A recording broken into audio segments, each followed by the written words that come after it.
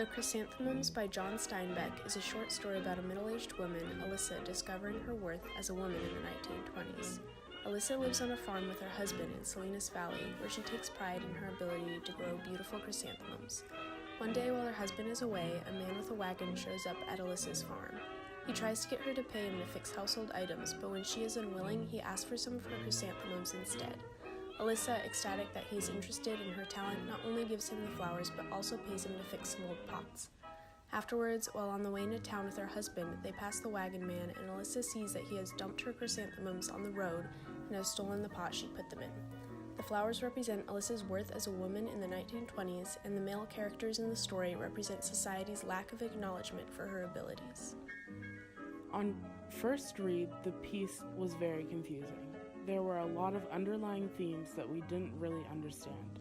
Alyssa Allen seemed to be longing for something that her husband couldn't or wouldn't give her. It is apparent that the meaning of the story depends on whose perspective the reader could identify with. Alyssa Allen wanted to be acknowledged as a valued member of her family. The men in the story, Henry Allen and the wagon man, don't see Alyssa in the way she would like. The text is saying that a person's worth is not based on sex, but on what they can do. Alyssa is very strong and able to achieve many things, but isn't allowed to because of society and the men around her. Society determines the value and worth of things by those in power controlling and limiting others. For example, Alyssa's husband controls her by not allowing her to do real farm work, and the wagon man exploits her by pretending to be interested in her talent. Alyssa tends to hurt chrysanthemums as if they are the children she is missing. Her husband doesn't take into account that she might be able to do other work on the farm besides keeping a flower garden.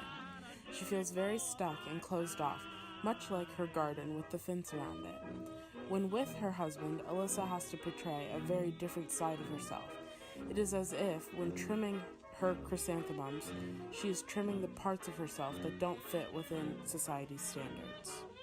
Over the course of the story, Alyssa develops an understanding of her place in the social hierarchy of the 1920s. At the beginning of the story, she takes pride in her place on the farm. She is satisfied despite not being responsible for any real farm work or being part of the business decisions that her husband makes. However, by the end of the story, Alyssa realizes that she is strong and smart enough to do the same work as her husband, and the fact that he never asks or expects her to do this work upsets her. She has realized that despite her personal capabilities, she will never be on the same level as her husband because the society they live in dismisses her worth simply because she is a woman. John Steinbeck's writing style uses descriptive words and metaphors to paint a vivid image for the reader, but his tone and the mood of the story convey a feeling of indifference. There is no overarching positive or negative feeling, but the story has a sense of disinterest and an uninviting atmosphere. Steinbeck uses phrases like gray flannel fog, pale cold sunshine, and it was a time of quiet and waiting to create suspense and a foreboding impression.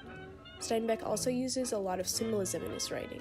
For example, the chrysanthemums represent Alyssa's worth, and the scene in which Alyssa dresses up and puts on makeup represents how she feels she must change in order to be accepted as a woman in society. Some important ideas that a Bic Métis brings up in their analysis of the chrysanthemums is Steinbeck's portrayal of women.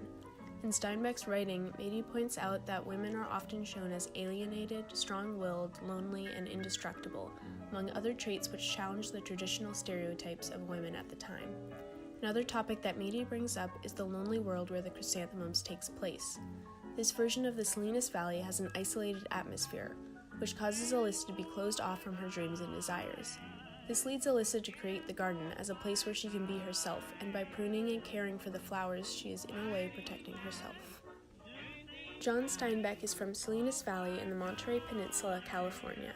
He believed in both conservative and radical policies and went to Stanford for less than 3 years while working many blue-collar jobs. This allowed him to gain respect for the people who worked those jobs continuously. Steinbeck moved to Pacific Grove to continue writing while relying on his parents for money for many years before becoming successful.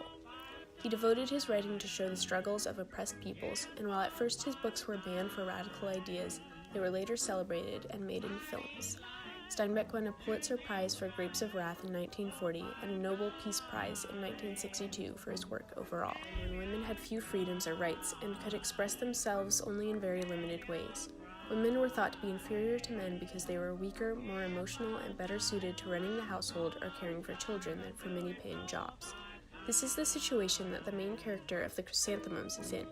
Alyssa cannot escape from her life on the farm and can express herself only through growing chrysanthemums because all the male characters do not believe she is fit for any other form of work.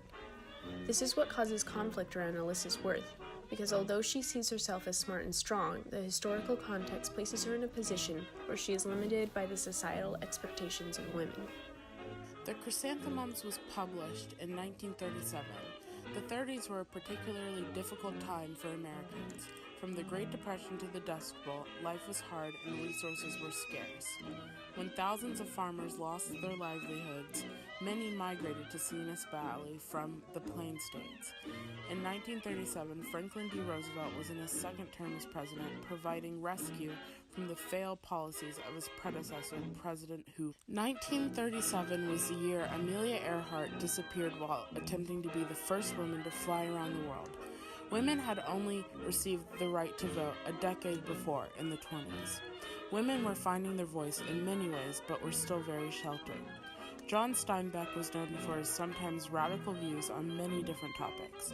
Salinas Valley had a large immigrant population, most of them working on farms. He wrote about their plight as migrant workers and their struggles dealing with difficult and malicious farm owners. In 1939, Steinbeck published The Grapes of Wrath, a story about a family traveling to find a better life, which was banned and burned in many states because of its supposed radicalism.